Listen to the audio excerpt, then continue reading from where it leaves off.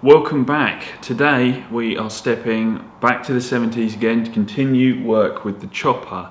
Today we're going to be working on some of the detaily bits, trying to hot up this paintwork a little bit, make it look a little bit more like a show chopper of the time. So last time we finished up on the moulding, we put a base coat down, we also got our main colour done, which is this lovely metallic red. It looks really good, it's dried really nicely, but it's still not quite there yet. I need to make this look a little bit fancier.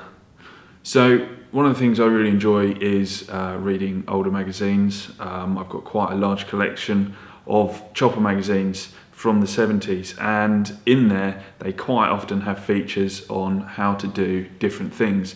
So being that I want this to look like a bike of the 70s, I thought that was the best place to start, and I'd like to try some of those techniques. Now this red is really bright, it's really smooth, and it catches the light well. The only issue is, being all of those things, it shows up the imperfections in my moulding, and I'd like to change that a little bit. I'd also like to darken it up a little bit as well. I think that will help, and where I kind of want it to look a bit of a survivor chop, I think that's going to help us to get that effect. For our first trick, we're going to be using some fire. So there are lots of different names for this process, but the one I like most is acetylene painting, and that basically involves, if you've ever used a gas torch and you've set up the mixture wrong, you'll know it kicks out a load of black smoke. And this effect actually uses that black smoke. So what you do is you will put the black smoke all over the frame, all over all our parts, and move the frame around in different ways to create different effects. It's hard to explain, but hopefully you'll see. And the soot will stick to the paint. Now what's so nice about this is that if I want to, at any given moment, I can just wipe it off. It doesn't adhere at all. What will stick it to the frame is the lacquer. Now I haven't got acetylene, but I have also read that you can use anything that smokes with a really black smoke. And I have got some propane. So I'm going to rig up the propane torch, get that smoking as much as I can, and then I'm going to whiz it over the frame and parts and see what kind of effects we can get out of it. And then hopefully we'll chuck some lacquer over the top of it.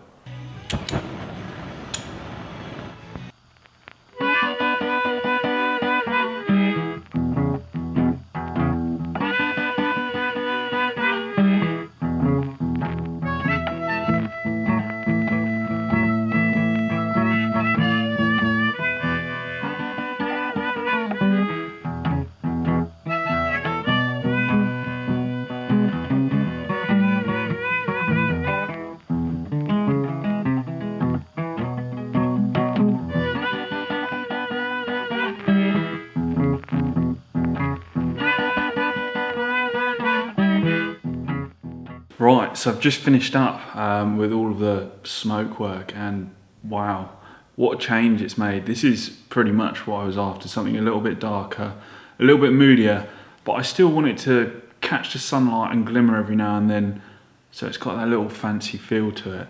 It's looking really good. This has taken on a new tone of red, which is much more what I'm after. It's much richer in tone, and I really like it. It's been quite a difficult process because when you lay on this soot, it will come off just by brushing your finger across it. It will come off so easily.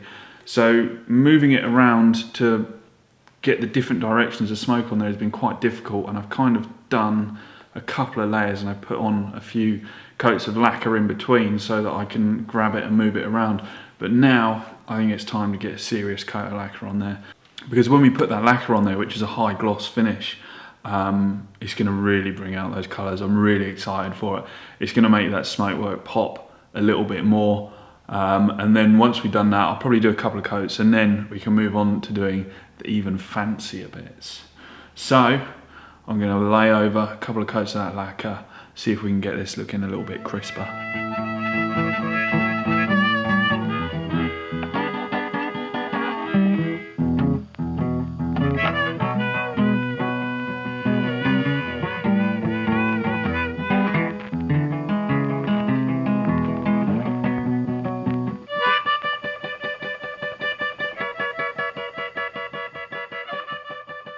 Right, so I've finished up with all of the gas and soot work, and I've thrown that lacquer on, left it to cure for a couple of days, and it's just brought out that colour really well. This is very on point with what I wanted.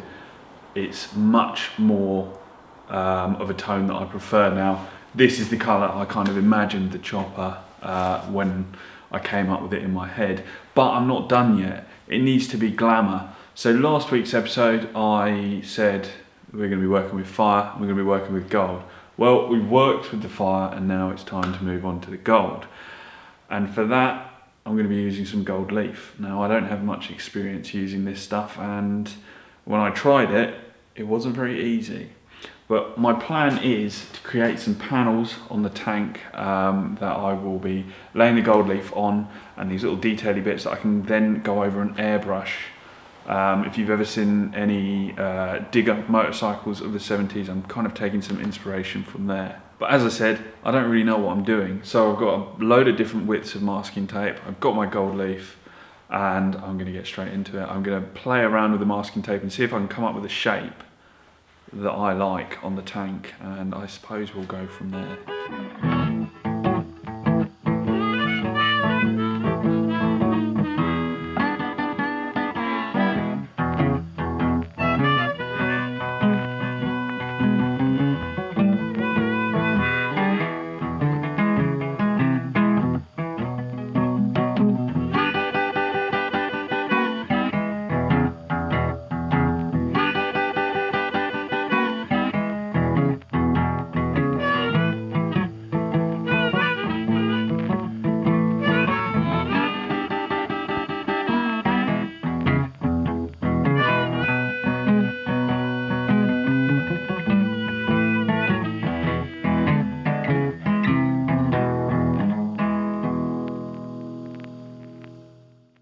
Right, so I've applied the sizing medium. So it's time to get out that gold leaf. Now this stuff is really tricky to use. It's got like a real static to it and it tries to stick to your finger. And I've bought tiny little sheets. So I'm gonna have to like make a patchwork out of the whole thing. But best get to it. It's the only way I'm gonna find out, it's the only way I'm gonna learn. So I'm gonna give it a good go.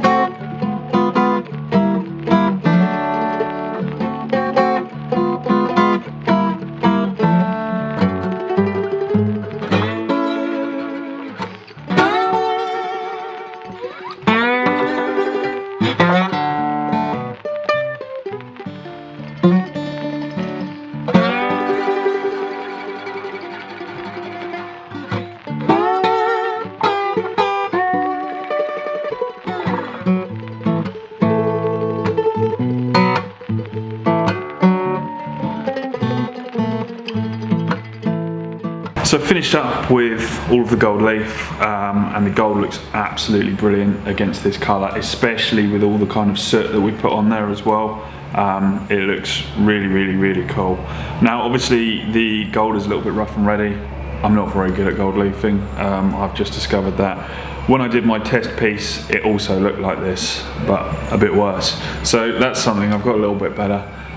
I don't think it matters that the pinstripes aren't immaculate. I don't think it matters that you can see some of the red come through, because when we've got this airbrush involved and we've done a little bit of detail work, I think it's going to look really cool. So I've got some fish scale templates and I've got some masking tape. I'm going to do a couple of different effects. I'm a little bit more familiar with an airbrush than I am with gold leaf, so hopefully this will work a charm.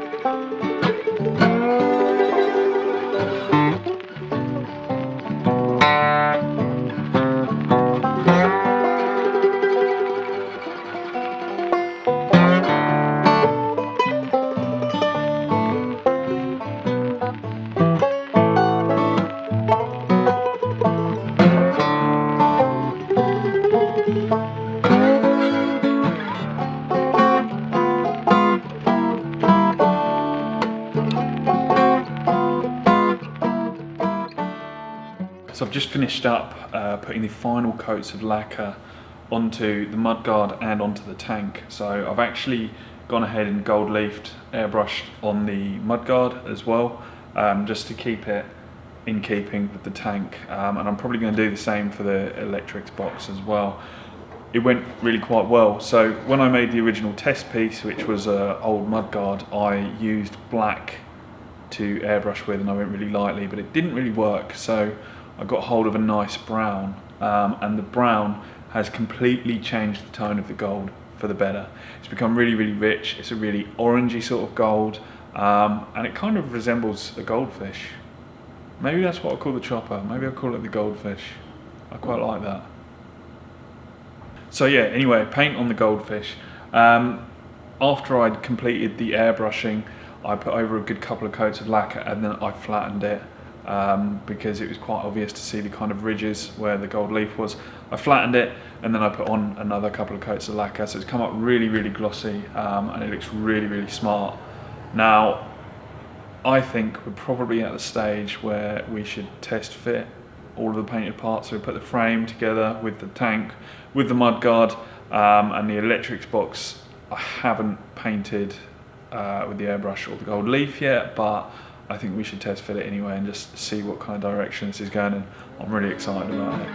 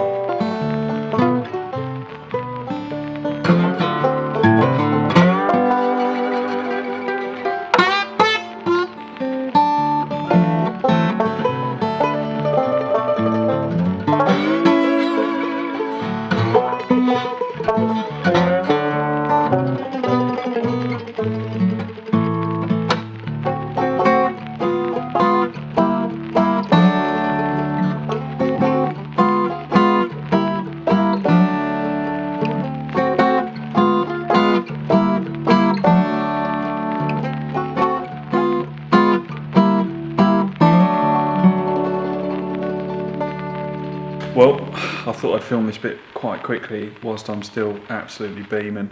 I thought I'd go ahead and chuck the city bar on there, chuck the seat on there, because I wanted to see how it looked, and I'm sure you guys too, and I'm over the moon with it. I think it really does look like what I had in my head. I cannot wait to see it with all that twisted chrome, the forks, the handlebars. I think it's going to look pretty cool. But that'll have to wait for next week. That is it for today. This has actually taken me quite a long time to film, so you see me do an outfit change probably 4 or 5 times. But thank you guys for watching. I hope you're enjoying where the chopper project is going. Let me know in the comments, do you reckon it should be called the goldfish? Because I'm pretty sold on it. And what do you think of the paint job? So, thank you very much for watching. I hope you've really enjoyed seeing the progress today, and I hope today's video has been interesting for you. So hopefully next week we can start getting this back together, make it look even more like a motorcycle, even more like a 70s chop, and I am pretty damn excited. So thank you very much. If you have enjoyed it, make sure you give it a like, and if you want to see more, if you want to see how this turns out, make sure you subscribe. I'll see you next time.